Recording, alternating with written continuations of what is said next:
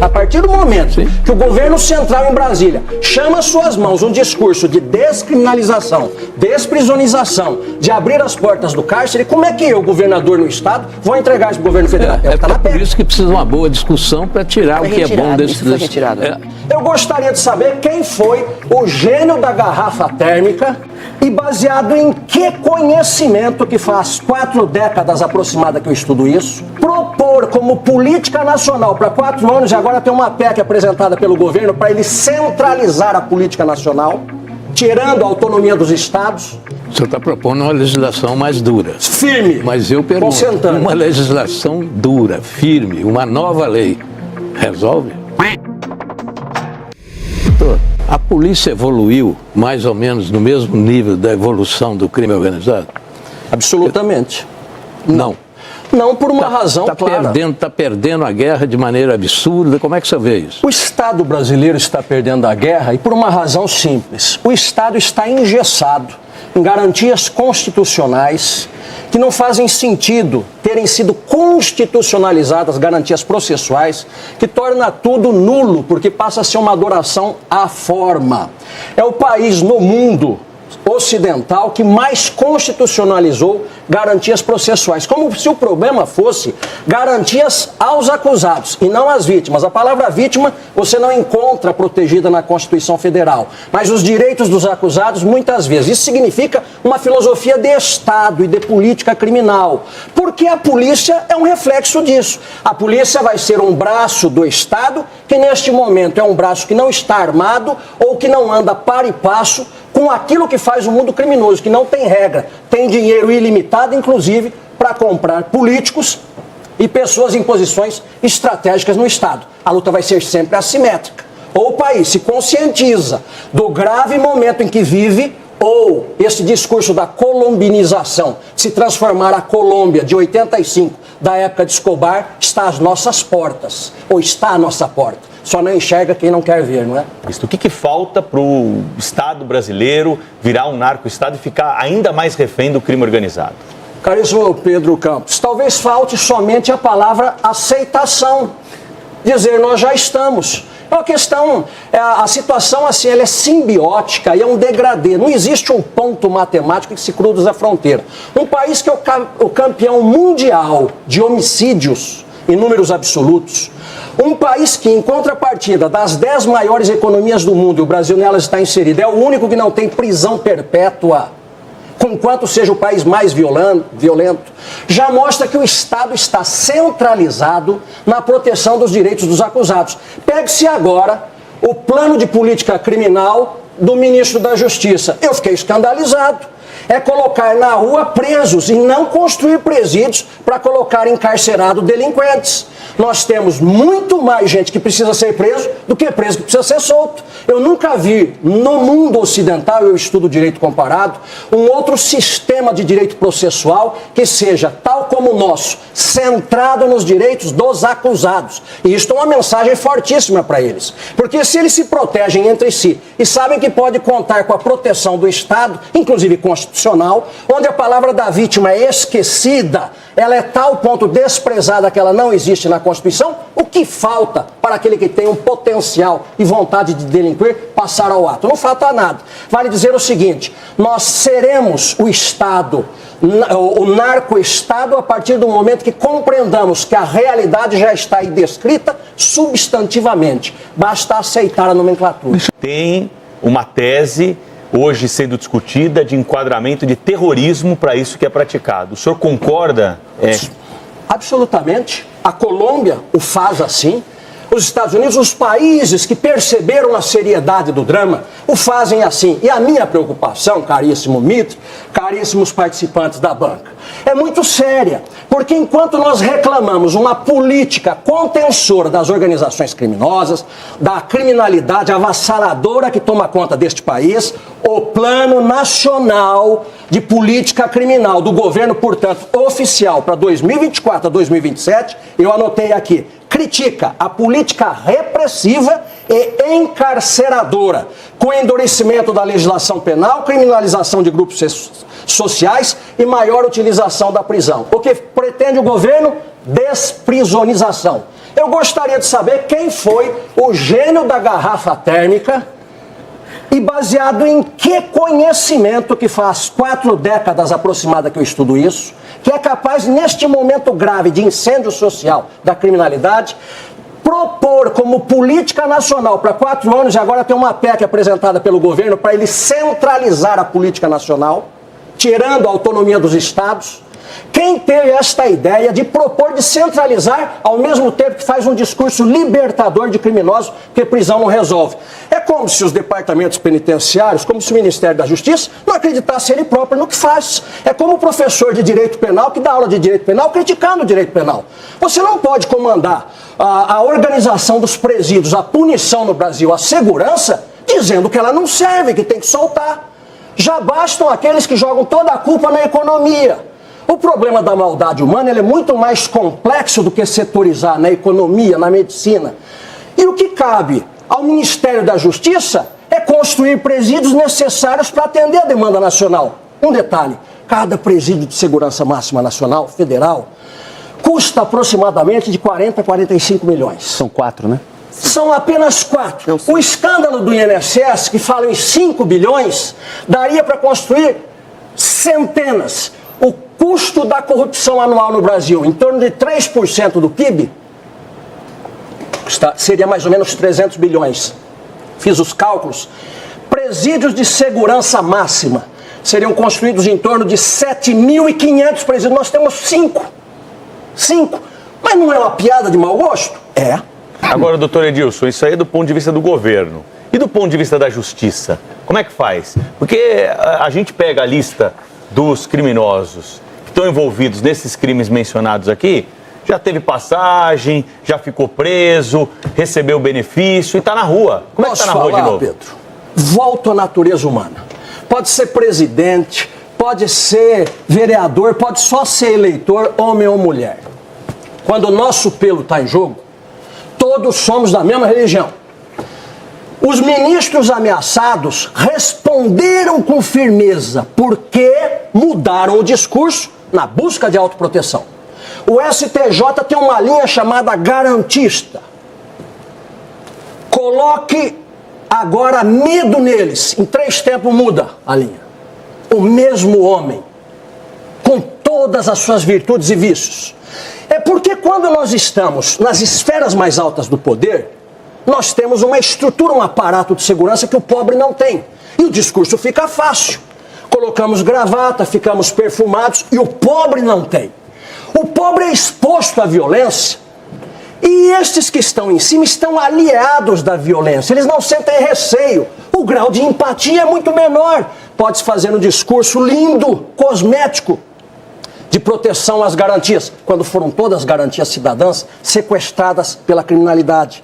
Pode-se fazer um discurso livresco, alemão, europeu, Pacto de São José da Costa Rica, enquanto o povo está vivendo as agruras da criminalidade que o massacra todos os dias.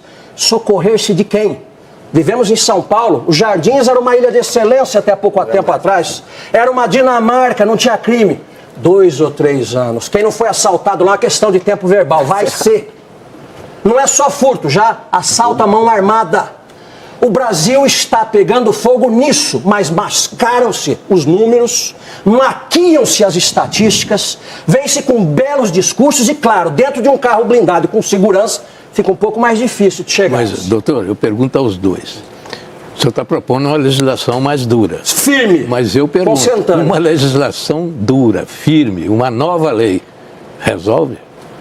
Com a alteração nossa. Não, veja, uma nova lei que puna corruptos, com firmeza, que puna criminosos, com firmeza, aí sobra o quê? É um instrumento que nós temos, porque fora isso, é só a luta de um contra o outro. Mas por isso que a gente espera isso, doutor? Desculpa te interromper, porque eu fiquei aqui pensando enquanto o senhor falou, como é que a gente sonha com isso diante de um momento que, por exemplo, a Câmara em 3 segundos aprovou a PEC da imunidade para se autoproteger? É para ele. Veja, inclusive das acusações contra os seus próprios congressistas. É fantástica a detecção de um ponto. Estão novamente lutando pela sua autoproteção. É a confirmação do meu discurso. Quando que o poder sai do povo e vai para os eleitos? No regime democrático. Nós defendemos a democracia? Sim. Mas é como dizia o grande Churchill, encontre a primeira pessoa à sua frente e peça para lhe falar sobre o país, que ele vai começar a questionar a própria democracia e você também. Por quê? Porque o povo começa a ficar desesperado com a falta de solução. Nós defendemos a democracia, sim, mas nós cobramos uma responsabilidade dos que foram eleitos. É por isso que tem que ser trazido à execração pública cada corrupto que se vale do dinheiro público e da autoridade que lhe foi passada para falar em nosso nome e nos traiu. Não tem nem a desculpa da pobreza. A época do pomadismo, de passar a mão das mesmas medidas, passou. A realidade bateu na porta. Nós não estamos mais na idade de brincar de acadêmicos de direito. Nós estamos tratando da alta criminalidade de um país em chamas. Torno a dizer, quem tem o aparato militar, policial, é rico, tem condições de fazer a sua própria contenção de riscos, colocar guarda-costas, ter carro blindado é uma coisa, mas não é isso que vivencia a maior parte da população. Nos anos 90, nós nos lembramos a escalada da violência nos Estados Unidos. Chegou Rudolph Giuliani e os Estados Unidos abraçou uma teoria de tolerância zero, mudou totalmente aquele enfoque permissivo, liberal, de passar a mão na cabeça do delinquente e disse, não, agora é a ordem. Mudou a política. Salvaram gerações. O que é que se atacava na época? Ah, mas daqui a pouco vocês vão ver, vai voltar tudo outra vez. Já se passaram aí umas 3 décadas, os níveis não são jamais os que foram no passado e nós salvamos gerações. Vive os Estados Unidos e vivem, elegem seus presidentes numa democracia.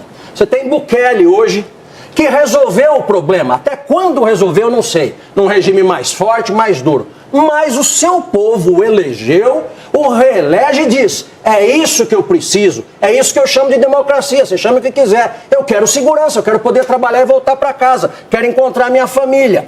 Você tem 2 espectros políticos que deram respostas de firmeza e são os únicos exemplos que eu conheço no mundo de uma reversão, de mudança de um discurso que estava para um novo discurso, dando resultados palpáveis, concretos. Sobra só crítica ideológica e política, porque de realidade para criticar não para nada em pé.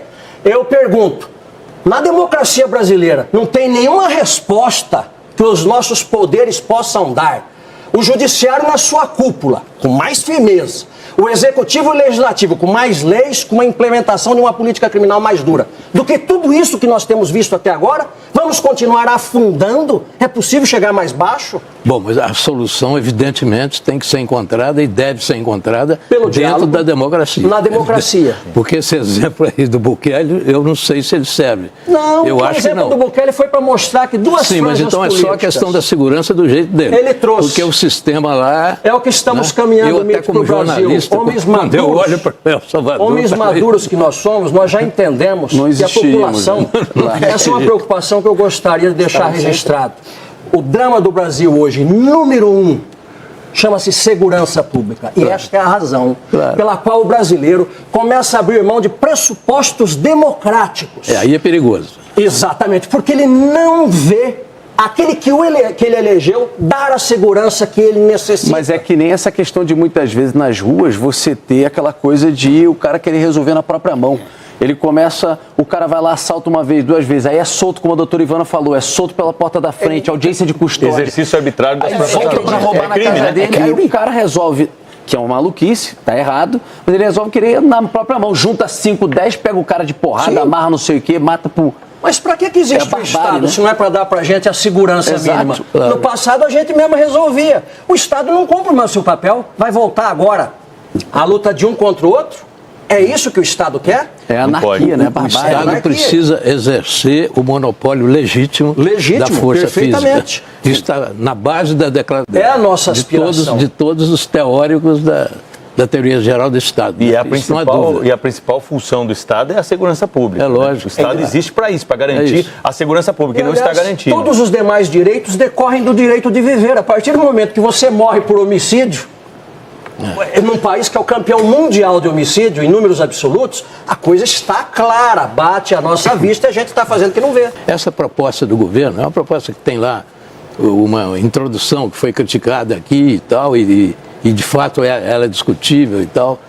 Teve a reação de alguns governadores que me pareceram assim, reações mais políticas do que objetivas, mas existe uma questão, é preciso unir as polícias estaduais no combate ao crime, porque não é possível continuar o crime integradíssimo, absolutamente racional e o Estado, os estados inteiramente separados. E não só as polícias estaduais, a Polícia Federal. Veja que essa grande operação, que foi a maior, inclusive contra o PCC, que foi as fintechs na questão do combustível, ela só aconteceu porque houve uma união entre Receita Federal e Ministério Público de São Paulo. Claro. Ou seja, é uma integração, porque um tem uma parte do quebra-cabeça e outra. Essa integração é fundamental. E eu acho que esse projeto do governo, que precisa ser discutido e foi proposto para isso, para ser discutido, ele deve ser aperfeiçoado, é um caminho.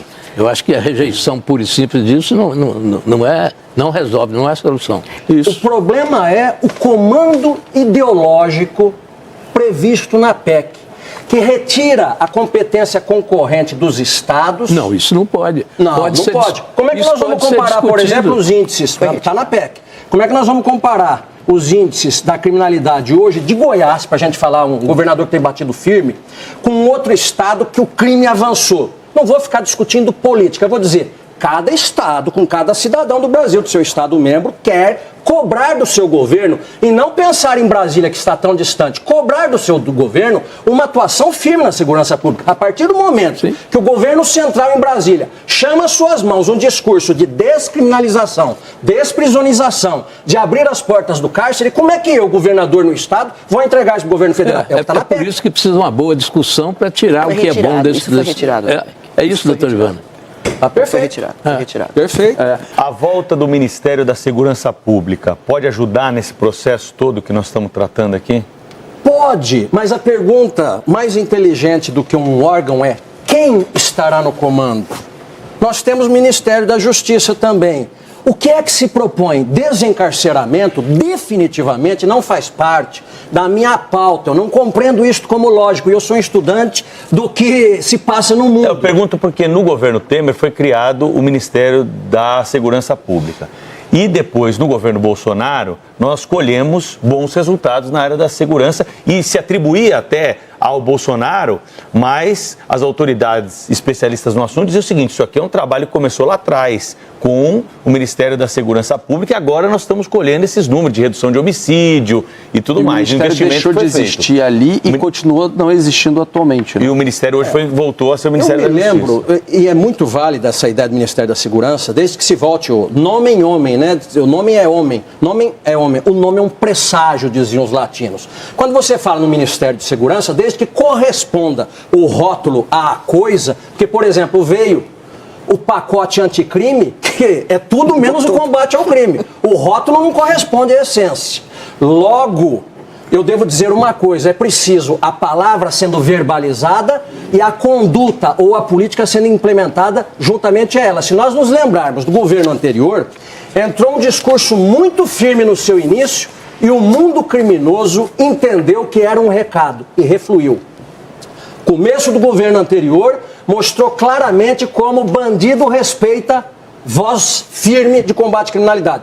Depois, infelizmente, não se implementou essa política e voltou a criminalidade como um todo. Veio o pacote anticrime e a gente percebeu que eles foram avançando. Logo, nós precisamos do discurso e da ação. Que a boca fala o que o coração sente, o espírito planeje e o homem traduza em ações concretas. Porque senão tem muita gente dizendo o que não faz.